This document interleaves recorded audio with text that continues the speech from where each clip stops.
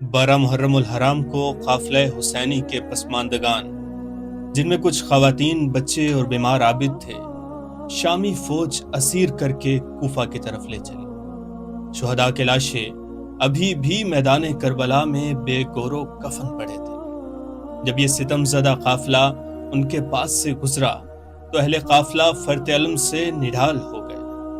اس موقع پر حضرت زینب کے جذبات غم ان الفاظ میں ڈھل گئے: اے محمد مصطفیٰ صلی اللہ علیہ وسلم، آئیے دیکھیے آپ کے حسین کا خون آغوش لاشا چٹیل میدان میں پڑا ہے۔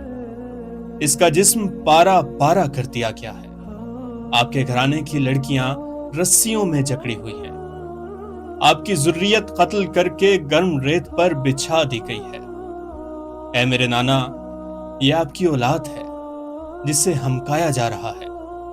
ذرا حسین کو دیکھیے، اس کا سر کاٹ دیا گیا ہے، اس کا امامہ اور چادر چھین لی گئی ہے۔ حضرت زینب کا نوحہ سن کر دوست دشمن سبھی رونے لگے۔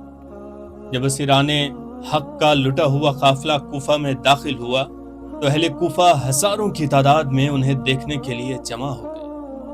ان میں سے بعض کی آنکھوں میں آنسو تھے۔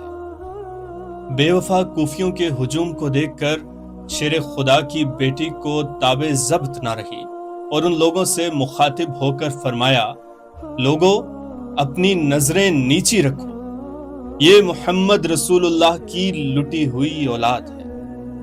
اس کے بعد انہوں نے اہل کفر کے سامنے ایک عبرت انگیز خطبہ دیا۔ ایسا معلوم ہوتا تھا کہ خود حیدر قرار تقریر فرما رہے ہیں۔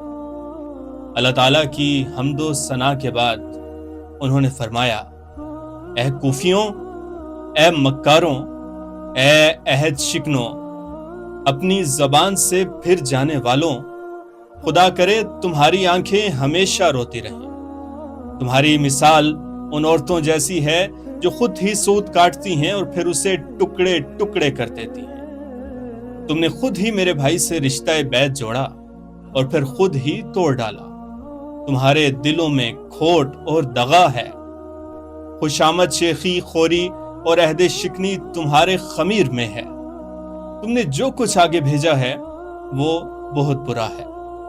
تم نے خیر البشر کے فرزند کو، جو جنت کے جوانوں کے سردار ہیں، قتل کیا ہے۔ خدا کا قہر تمہارا انتظار کر رہا ہے۔ اے کوفہ والو، تم نے ایک بہت بڑے گناہ کا ارتکاب کیا ہے جو منہ بگاڑ دینے والا ہے اور مصیبت میں مبتلا کر دینے والا ہے۔ یاد رکھو، تمہارا رب نافرمانوں کی طاق میں ہے، اس کے ہاں دیر ہے، اندھیر نہیں۔ اس خطبے کو سن کر کوفیوں کو اس قدر ندامت ہوئی کہ ان میں سے اکثر کی روتے روتے چیخیں نکل گئیں۔ ہزال بن کثیر، جو عرب کے فصیح ترین آدمیوں میں شمار ہوتا تھا، وہ بھی حضرت زینب کا خطبہ سننے والوں میں شامل تھا۔ خطبہ سن کر وہ سیدہ کے زور بیاں اور فصاحت و بلاغت سے دنگ رہ گیا اور بے ساختہ کہنے لگا: واللہ، اے علی کی بیٹی، تمہارے بوڑھے سب بوڑھوں سے، تمہارے جوان سب جوانوں سے، تمہاری عورتیں سب عورتوں سے، اور تمہاری نسل سب نسلوں سے بہتر ہے، جو حق بات کہنے میں کسی سے نہیں ڈرتی۔